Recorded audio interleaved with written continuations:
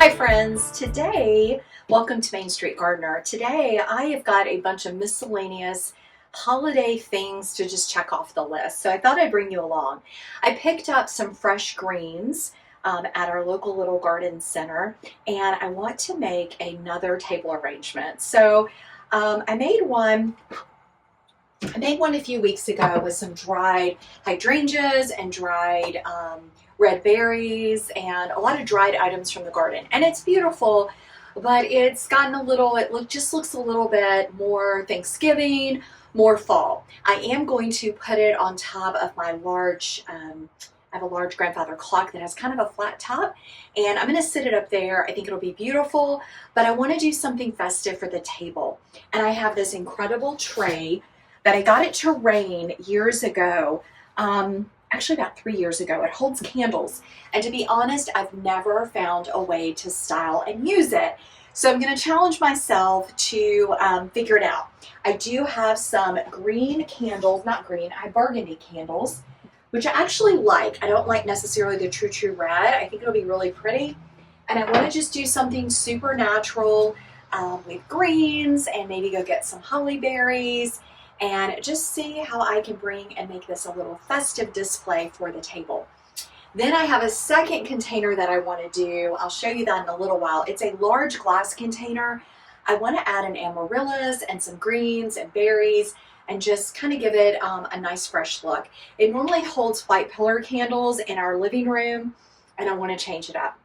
I also want to add another layer of paint to my hydrangeas. I bought some cranberry red, and then I want to use these in the arrangements as well as on the Christmas tree.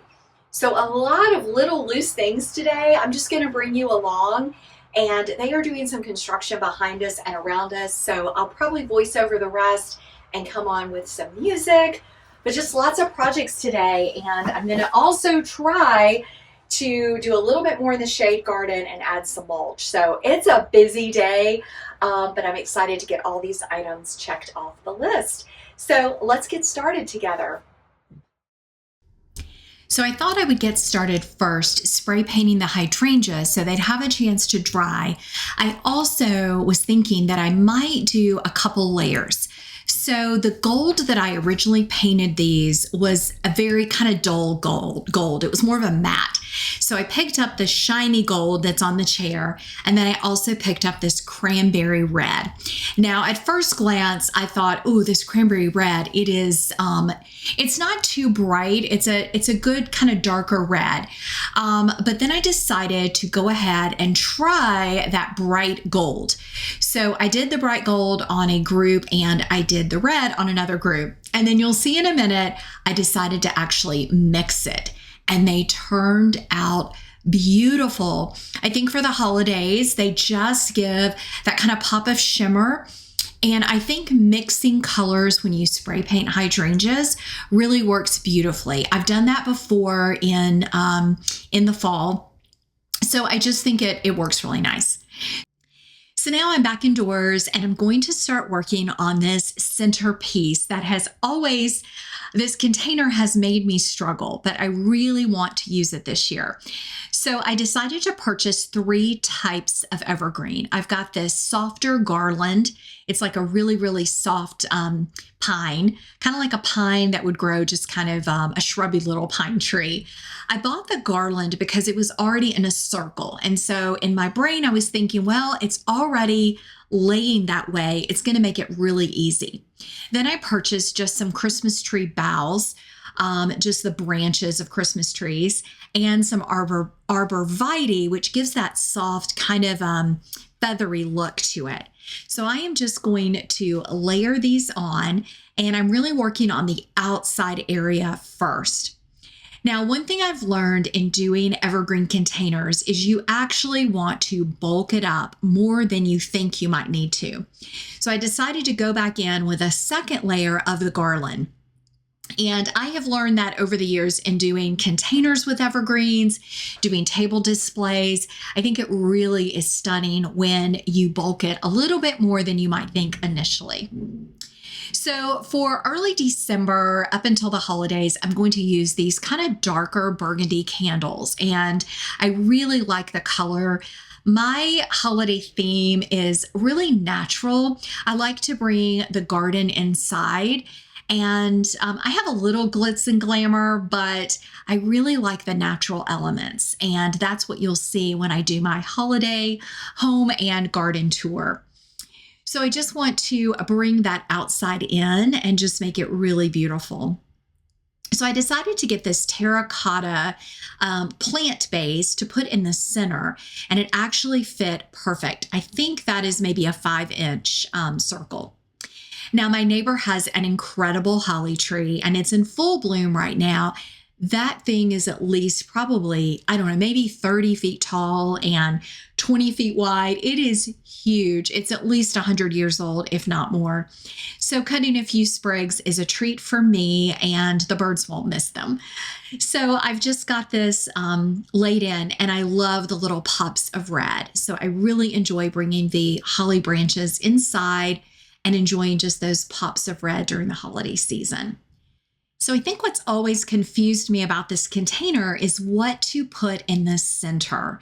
And I decided I had purchased these are actually narcissus or narcissi. I think it's narcissus, but it's some narcissus bulbs that are already coming up. They're budded up.